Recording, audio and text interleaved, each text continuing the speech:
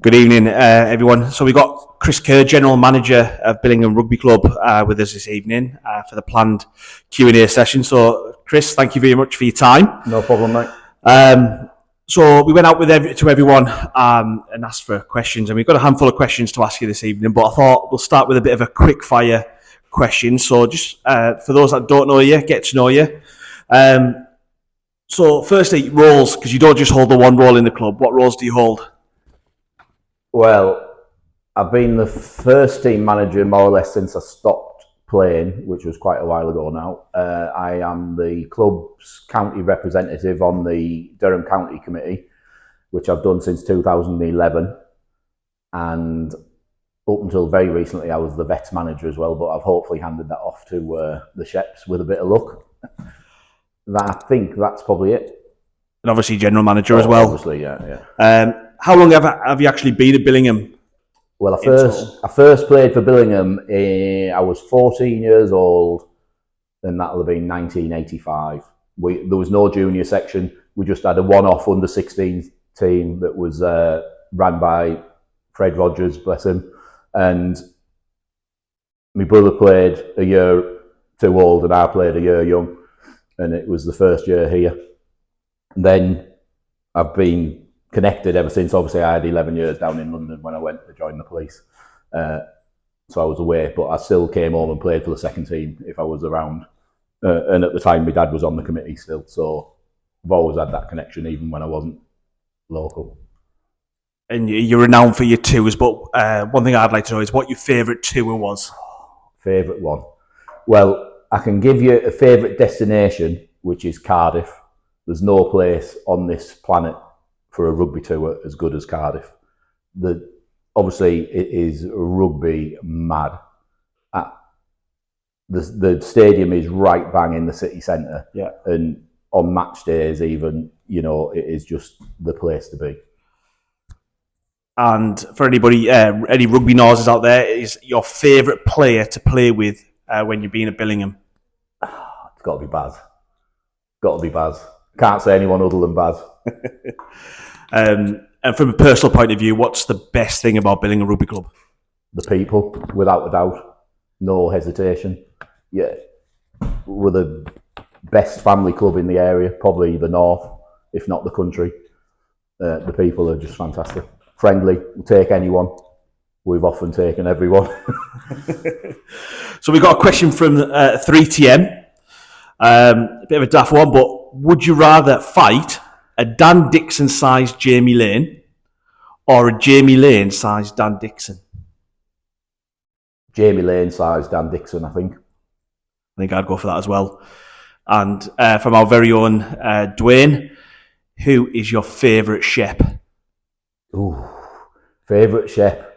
Well, there's only one evil Shep. So I must say evil Shep is my favourite. Spot on. Right, we'll move on to the Q&A, the real reason that we're here this evening. So we've had quite a few questions, some very, very similar.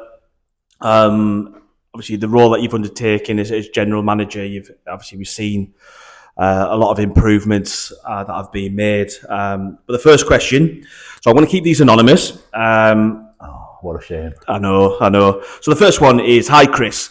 The food, especially the Sunday lunches, are amazing. Marty's been a fantastic addition, as was Jane previous. But one thing that he's looking to, he's asking is, how do we promote the Sunday lunches so we get the pre-COVID volumes through again, and in turn allowing for more choice with both things like meat and veg and such? Great question. It's a good one, and it's a difficult one. We at the moment are very limited in what we can offer because we're small business. We can't afford to be left with loads of stock that goes in the bin. We just can't afford that. So really, first and foremost, it's getting members in. If we get the members using it, and then it's word of mouth is the best way. We can do other things. We advertise. Your social media advertising is great. That brings people in that are not to do with the club. But to me, first and foremost, we've got 800 members. If a small proportion of those members come in here to use our facilities, whether it's Sunday lunches or other things, and then they tell their friends, we'll build up And that's the best way to build up, isn't it? Get that reputation. And he's only been here a matter of weeks, and his reputation's already out there. His food is top notch. We're very, very lucky to have him. Absolutely. And I think, we talk about the social media. It'll only do so much, but as you mentioned there, we've got 800 members. And if a proportion of that would come and try it, word of mouth, it'll be a massive 100%. Help. Next question is, hi Chris, loving your work so far. I was just wondering if you have any plans to reintroduce some of the big social events that we've had pre-COVID, such as Halloween, Christmas, for both adults and kids as well. I know that we've had obviously the centenary dinner as well, but is there any plans to look at some social events? Again, that's open to the members. We have the facilities to provide top draw events. You know, the centenary dinner is a prime example. It was fantastically attended. However, the age range of a normal function is our playing members normally, and there wasn't many of them at the dinner. So I'll bounce it back to them.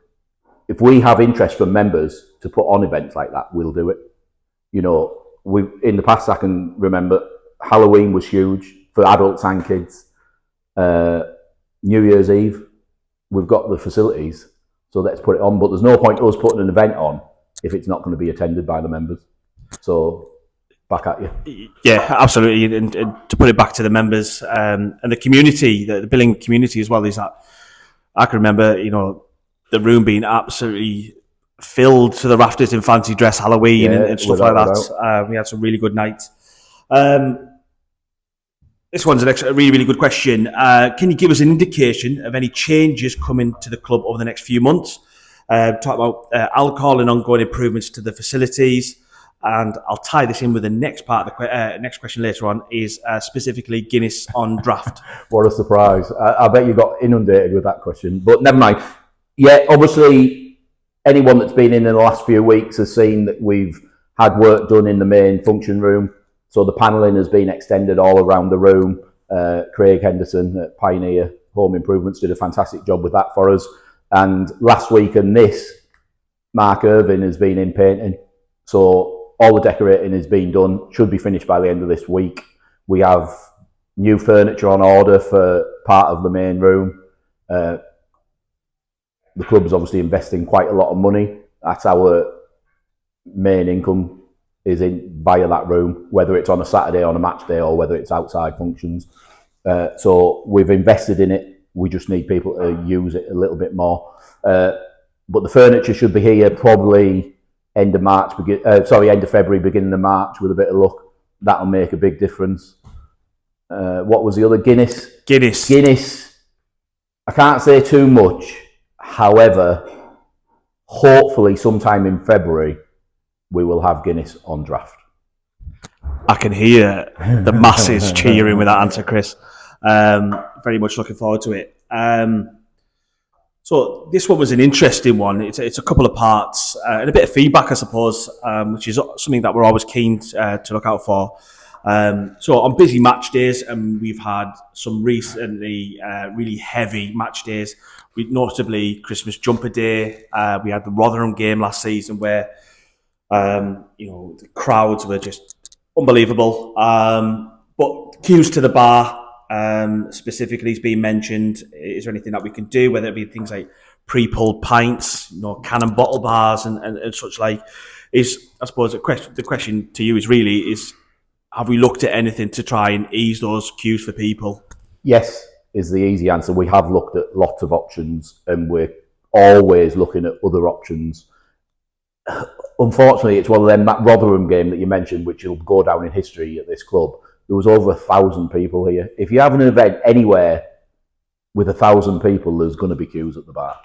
If you go to but look at our normal attendance. Saturday, it's January, it's cold, it's a quiet time. We had over 300 people here. We average probably 400 to 500 most home games. So again, those numbers, there's always, however many bars we have, there's going to be queues. We can't get away from that. Obviously, looking at minimising queuing time is something that we're always doing. unfortunately, the design of the downstairs bar is not the best, i.e. the queues go out the door where people are queuing to come into the ground. So we've been discussing it this morning that we're going to try and move the queue. So we'll queue the other way for the bar. That might help that. But we're also looking at other options that we might be able to have, i.e. the pop-up bar. With a bit of luck, it's just a case of cost really at the end of the day. But we're looking at those options. So you might see in the next few months a pop-up bar might appear under the balcony or round at the other end of the clubhouse. It just depends. Yeah, brilliant to hear. The food hatch being hidden away now, no blackboard out advertising what foods are available to buy. I know it's something that you've been looking specifically at in terms of signage and stuff like that. Lots of people mention this weekly. You know, I'll be totally honest with you, we haven't had much feedback in regards to that, so it's a question, I suppose. If you do have more feedback, send it over to Chris, which we'll come on to in a bit. But is there any plans for any additional signage to be put out to promote the food hatch and downstairs bar? Yeah, without a doubt. We're probably going to put a blackboard at the end of the corridor down to the kitchen, just with whatever's on that week. Marty's keen to get us proper menus up and running, but again, because we don't sell enough, we can't have a full menu because we'd be left with too much waste. So what we're thinking of doing is potentially having a rotating menu. So it'll be maybe on a 4 or 5 week rota and it'll change each week, so we can advertise on a blackboard what that menu will be each week. That's in the pipeline. But also, again, going back to members and members being our main priority, they all know where the kitchen is. So that's not really an excuse to not be able to find the food. Absolutely, and you know, we want people to be using it, and if we can try and help out as much as possible, we'll try and do so. But ultimately, if you are a member, you know where the hatch is. The players know where the hatch is. Exactly. We have the downstairs bar with food available. I would also say, if you haven't tried Marty's food, it is amazing. He's here every Tuesday and Thursday night. It's ideal to bring your kids for your tea.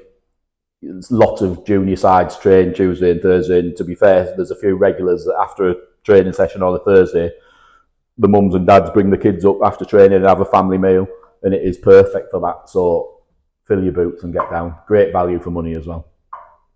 Absolutely. And they've mentioned about seating, but you talked about new furniture coming on. Is there plans to sort of reshape and rehash tables and chairs and such?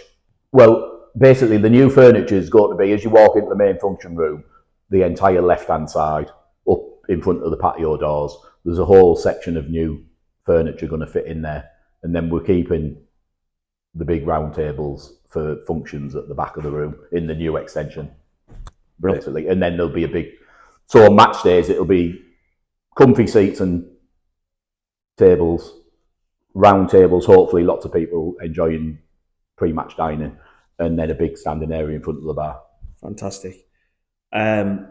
Question, an interesting one, obviously clearly a supporter, is can we have some type of shelf on the handrail around the balcony so they can put the drinks on? So I take it this must have been a cold day, cold pints. Can they have some sort of handrail? Bless, can't have any hands getting cold, can we? Potentially, yes. We'll have to have a look and see what's feasible, and again, it'll come down to cost. Absolutely. If it's easily done, doesn't cost too much, then why not? Brilliant. And last one, and I'll say this till last on purpose. For you, Chris, what does success look like in your role? Well, the main focus of my role is to basically increase the commercial side of the club, basically make us more money. My focus, obviously as part of that, I take on the responsibility for the sponsorship and everything like that. But my focus is starting at home. We want our members, like I said, 800 members, we want them all in here. Obviously not at the same time, that might be a bit too much, but we want our members using our club as much as we can. So to me, we need to make it comfortable where they're happy to be here. You know, we've never really catered in the past for ladies very well, you know, with our choice of spirits, choice of wine, things like that. So if we can get that all changed and hopefully over the next few months we might see some change in that direction, get better choices, make it more comfortable, where people are happy to bring the wives, girlfriends, partners, the girls that play bring the boyfriends, and it's a comfortable place to sit and spend a few hours like you would in a pub, rather than just come in for training, have a quick juice and go. We want people to stay and enjoy the facilities. And if we get the members using it, it'll increase our money, and word of mouth from those members again. They'll spread it. We're doing other things as well, obviously, like trying to attract more sponsorship, we're doing really, really well with external functions. It's probably the busiest we've ever been with external functions. The room sells itself at the moment. The pictures of it all dressed, it just looks amazing. It's a really good size. With the new furniture, we'll be able to sit down something like 148 people for a sit-down dinner, which is amazing. Yeah, it's phenomenal. That's probably one of the that's biggest the plan. venues. Start at home, build up with our members, word of mouth, more functions, more sponsorship. And again, on the sponsorship front, we've got ideas how we're targeting specific people, but anyone that's a member that either has their own business, knows people with their own businesses, we could not survive without the help of local businesses. And we're really lucky. We've got fantastic sponsors. Our main sponsors have been with us for years, and we're lucky in we don't have a great turnover because they come and they stay because of how it is. And everyone knows, I don't need to tell everyone what Billingham's about. It's a family-led club, and it is great. Whoever you are, you always have a good time here, really. And that goes to in the main room as a supporter, or in this room, the sponsors lounge, like a corporate day or whatever. The sponsors on Saturday, from Saturday's game, new into the club this year, and they are amazing. They were the last ones out at 11 o'clock on Saturday night, and that is what we want. We want them to stay. And that wasn't the first time they'd actually sponsored this season, was it? No, they had a game early season which they loved, and then when another one came up because of a cancellation, they pounced on it, and they're great, absolutely fantastic, and that's what we want. Hopefully, they'll be with us for years to come, and that's what we tend to find. So, I am biased. We're a great club to sponsor because everything that comes in is spent on the development of either the building or the playing surfaces. Obviously, we've got an AGP, but our grass pitches must be the best in the area because of the input that we put on them. Yeah. Stewie works really, really hard, and the club back him with money to spend on those grass pitches. But again, it's like everything, isn't it? Whatever you come, you'll enjoy it. Absolutely, and you mentioned there we are a community club. We want to give back and make it the best facilities, the best place to come and play a game of rugby. But again, coming into and enjoying the social scene, whether your kids, wives, girlfriends, boyfriends, whatever, come down. But just to allude to Chris's point, is that it's you members that we want to come down and to share that experience with us. Christmas Jumper Day was a perfect example we had. It was just unreal. What a day, what an event. But Chris, just lastly before we cut off, because I know that we've been talking for a while, is if anybody does have any feedback, what's the best way to get in contact with you? Anyway, you can contact us via the Facebook page. You can email me. My email address is Billingham Rugby GM. That stands for General Manager, just in case. I know there's a few that will wonder.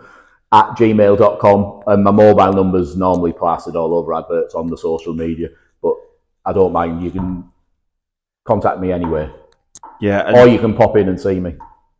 I'm here every Tuesday and Thursday, socially, not working, but I'm always happy to chat. From the questions that we got as well, it was clear to see that a lot of people have seen the work that you've done and really appreciate the work that you've done so far. I know that everybody else is really pleased, so thank you, Chris, and really excited for the things coming up. No worries. Appreciate your time. Thank you.